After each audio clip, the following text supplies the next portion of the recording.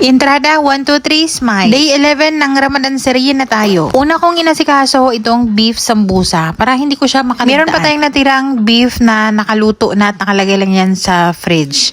And then boiled egg and naglagay tayo ng dill and yung ibabalot ko for today, good for 3 days na yan. Hindi ko lang ilagay yan sa freezer. Ilagay ko lang yan sa fridge. Paunti-unti na lang yung kain nila dito. Medyo na umay na din talaga sila. Pero kahit umay na, meron pa rin talagang sambusa everyday. Sa amo kong lalaki, yung sambusa niya, sinisiparit namin at niluluto namin yan sa air fryer. Pwede naman talaga maging healthy, pero choice ng mga ibang member ng pamilyang ito ay gusto talaga ay oil. After nito, sinunod ko ang kalia. Kalia naman ang sweets nila for today. Ang written recipe na ilalagay ko sa screen or sa comment section ay dinodouble ko sa paggawa today. Meron pa kasing mini hotdog bread na request ni Amo for appetizer. Pero kung kalia lang talaga or honeycomb bread lang yung gagawin nyo, wag nyo nang i-double. Yun na lang yung ilalagay ko sa screen. Yun na yung sundin nyo. Ito yung old version ko ng kalia or honeycomb recipe. Kung balikan nyo yung last year at yung mga nakaraan pang year, ay hindi ako gumagamit ng yogurt or laban or drinking yogurt. Yun naman ay para sa hindi available yung yogurt.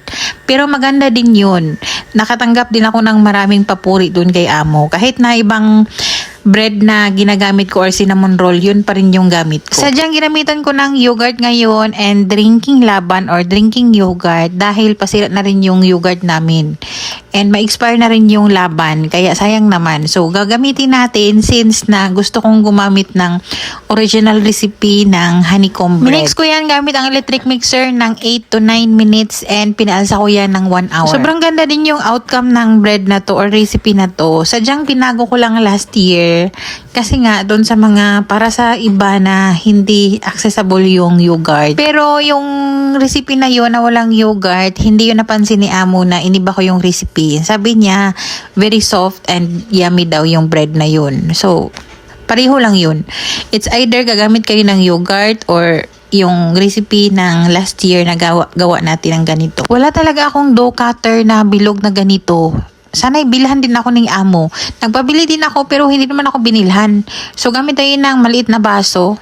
Kasi nga mini, maganda yung kalia pagka very maliit. Maliliit yung bilog na magawa natin. Gamit natin ang curry cheese. Usually hinahati yan ng 4.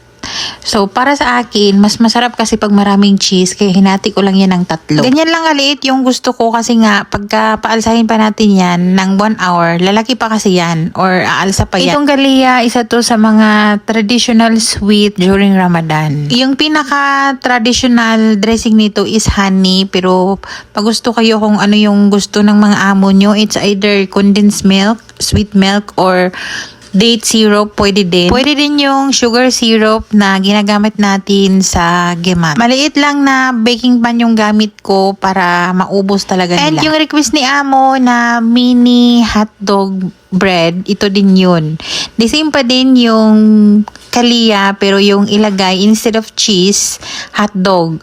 Beef yan ha, sa nakita nyo naman sa packaging, beef yun, beef. Yung mini hotdog na yan na nakalagay sa packaging na yun, hinati ko lang ng 2 para magkasya dito sa dough na ginawa natin. The same pa din yung size sa kalia pero medyo kinapalan ko lang yung dough para magkasya talaga doon or masil talaga ng mabuti yung ating hotdog.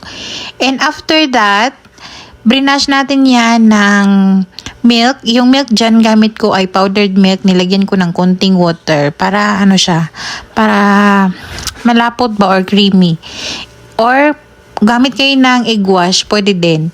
And then, naglagay tayo ng sesame seeds. White lang yung nilagay ko doon sa kalia. Dito naman sa hotdog, ang nilagay ko dyan ay black seeds and white sesame. And papalsahin natin yan ng 1 hour bago natin i-bake. So, kakain sila ng mga bandang 5:50 or 6:00. Kailangan ready na yan. So, tansyahin nyo na lang yung oras. I-bake kasi natin to ng mga 45 minutes. Sinunod ko na agad itong main dish. Himala nga, nagpa-request sila ng main dish for today. So, Chinese chicken or sweet and sour chicken yung kanilang request. Gamit ko ang chicken breast rest, hinati ko lang ng pa-cubes na bite size. Naglagay tayo ng garlic powder, onion powder, paprika, black pepper, and salt. And then, naglagay tayo dyan ng olive oil. Masahin natin yan sa malinis na kamay. For coating naman, naglagay tayo ng flour, 1 cup yun, 2 tablespoon ng cornstarch, naglagay tayo ng kunting asin, baking powder, garlic powder, naglagay tayo ng black pepper, and paminta. Yung daliya naman, nakapreheat yung ating oven ng 400 degrees Fahrenheit. Ibibake natin yan ng 40 to 45 minutes. Binake ko yan ng alas 5 ng hapon para matapos yung kape, tapos na rin yung kalia. So, kasi nga, isi-serve yun with the Arabic coffee. Balik na tayo dito sa ating chicken. Iko-coat natin yan with our flour mixture. Pwede din kayong maglagay dito ng mga 1 cup na water dito sa ating flour mixture para, parang kakapit lahat ng flour doon sa chicken. Gusto ko kasi yung ganito lang na parang manipis lang yung flour nakakapit para mag-crispy lang siya ng konti. Pero pwede naman talaga mag-add kayo ng water. Parang yung consistency na lalagyan ng water dito, parang magiging pancake consistency. And then, ipiprito na natin to. Pwede din kayong mag-double fry kung gusto nyo ng crispy bago to isi-serve or bago nyo i-coat doon sa ating sauce mamaya. For the sauce naman ng sweet and sour chicken, gumamit tayo dyan ng pineapple in can. Gamit natin yung juice na yun. Pwede kayong mag-add ng more water kung kailangan. Naglagay tayo ng soy sauce and oyster sauce. Then, naglagay tayo ng ketchup. Yung mga yan na nakalagay sa pouch, ketchup yan. Sayang kasi kung hindi gagamitin. And naglagay tayo ng konting-konting vinegar. Konti lang kasi maasim na yung ketchup and yung ating pineapple. Naglagay tayo dyan ng asukal, mga 2 tablespoon yun, and black pepper. After 45 minutes, naluto na yung ating kalia. Dito sa mga amo ko, honey yung gusto nilang ilagay dyan. Pero kung ano yung gusto ng mga amo nyo, kung sugar syrup lang, pwede. Tinatansya ko talaga yung oras pag magawa ko ng kalia dahil gusto kong isi-serve sa kanila to na hot or mainit pa talaga, freshly baked. Meron din akong ginawa dito na sa maliit na Pyrex na to, yung bilog na pinakamaliit. Ito naman, ang ginamit ko dito ay condensed milk, tapos nilagyan natin ng cinnamon powder. Masarap din to. Sakto talaga, naluto na yung kalia, tapos na rin yung coffee ni Belle. Si Belle kasi yung gumagawa ng Arabic coffee. Binalikan na natin yung ating main dish. Nag-stir fry na tayo dyan ng carrots. Yung carrots kasi, ayaw nila talaga yung super half cook lang. Kaya inuuna ko yan siyang stir fry ng mga ilang minuto bago natin ilagay yung ibang gulay. Habang nag-stir fry tayo ng mga gulay dyan, chinecheck ko yung binibake natin yung hotdog. Kasi dapat yung hotdog, yung appetizer na yun, isasabay natin pag-serve dito sa ating chicken, yung ating shurba. And of course, yung ating shurba for today, walang iba kundi itong Ramadan wheat soup.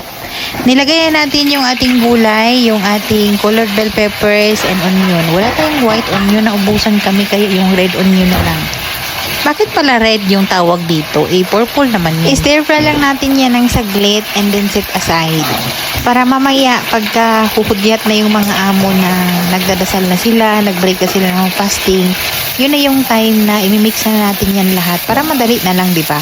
Hindi malili. And sa mga oras na yan, yung ating oil para sa ating sambusa naka-ready na rin, mainit na din. After na stir fry yung gulay, nilagay natin yung sauce at yung pineapple. Pakuluan natin yan sa gulay. Talaga naman, yung Ramadan soup talaga bumibida for this year talaga. Sunod-sunod.